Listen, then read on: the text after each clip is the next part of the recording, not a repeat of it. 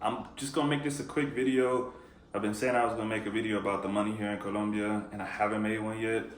I've seen a couple of other people make them, and they're really long. So I'm just gonna give you a short breakdown of like how I handle the money on a daily basis, like tips and tricks that I use. And it's really simple. Like I said, I'm a straight to the point guy, so it's not gonna take a long time. Basically, the exchange rate is like $1 for roughly 4,000 Colombian pesos, right?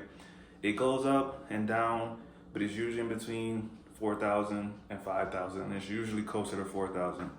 So what do? I just multiply by 4 or I divide by 4. And I'm gonna give you some examples.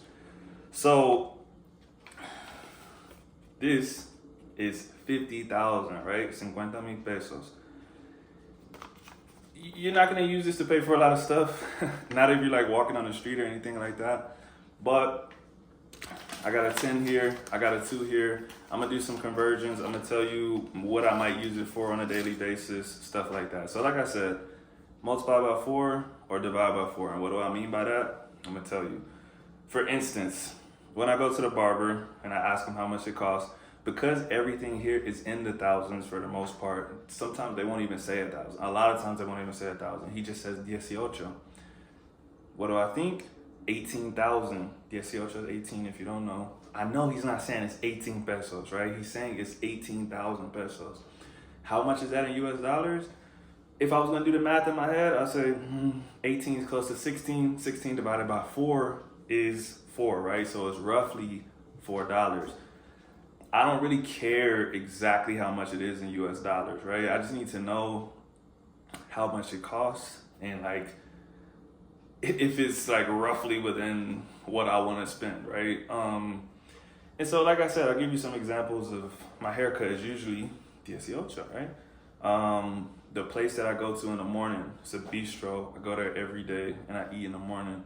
For me and my wife, it's always 28 pesos, 28 mil.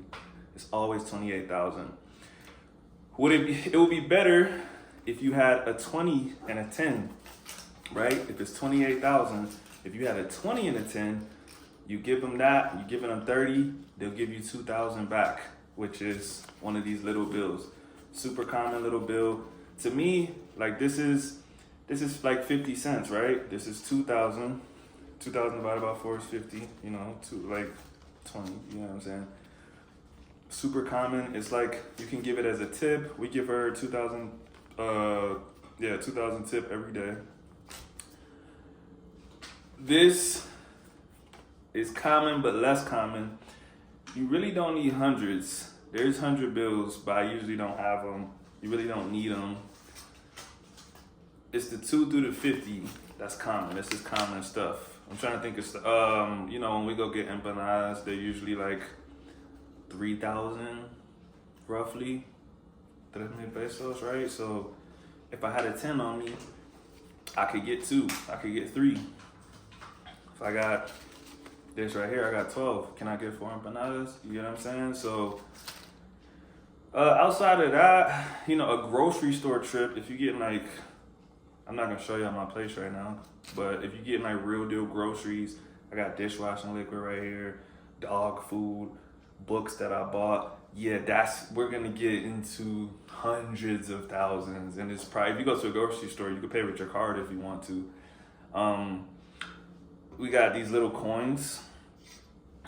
What these are good for is, for instance, let's say, I'll give you a real life example. We went to a little mom and pop shop. The meal cost, I can't remember how much it cost. Let's say it cost 15,000. And we only had a 20 on us. But it's a small shop. They don't get a lot of people coming in and out. People are paying with exact change.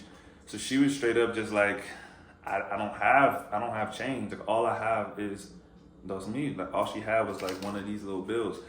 So if you have these on you, you can help make it easier on them. If you have like a 10 and you had these and your shit costs 11,000, 12,000 or something, instead of giving them a big bill that they don't have change for. Cause bro, it was to the point that she was going to like, she was about to walk out. She was like, let me go ask this store over here if they got some change and I can like try to, and we were like, nah, just like keep the tip. The tip was like half of the cost of our meal. So she was super grateful. I would have gave her a tip anyways, but it was more inconvenient to sit around and wait for the change than it was to give her like a huge tip. So that's my tip to you. Keep some coins on you so that if you go to a store like that, you won't be sitting around because they don't have change. You know what I mean? So I don't think I have too much more to say, man. My last thing would be, don't get too caught up in trying to make it make sense in US dollars because it's not the same country. It's not the same market. There's some things that are really cheap here, and there's other things that are on par with stuff in the United States. So if you try to think like, oh, this should cost this much because it costs this much in the United States, you're just gonna confuse yourself. To me, I would just get accustomed to how much stuff normally costs here. That's what you wanna know so that you're not maybe getting ripped off or something, which I'll say has never happened to me. I do speak Spanish, but I think even if I didn't, the people here are so friendly, man. Like, people are looking out for other people.